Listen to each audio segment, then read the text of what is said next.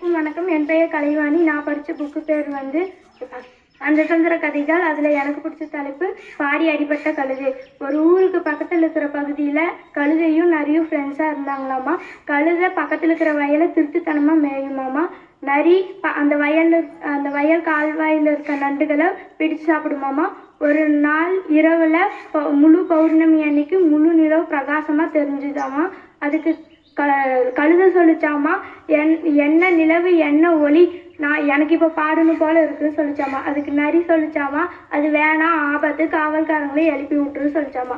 கழுதை அதை கேட்கவே இல்லையாமா. என்னோட குரலின் இனிமையாக உனக்கு எப்படி தெரியும், நீ கிண்டல் பண்ணுறியா, இப்போ பாருன்னு அது நல்லா பாடுறத நினச்சி பயங்கரமாக கத்திச்சாமா.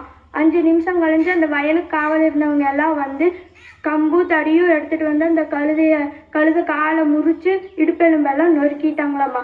அவங்க அந்த பக்கம் போனதுமே இந்த பக்கம் வந்த நரி, என்ன மாமா பாட்டுக்கு பரிசு பலமான்னு கேட்டுச்சாமா. அதுக்கு கழுதனால பதிலே சொல்ல முடியலையாம்மா. உனக்கு மட்டும்தான் முடிஞ்சாமா. தப்பு செஞ்சால் கண்டிப்பாக தண்டனை கிடைக்கும். நன்றி.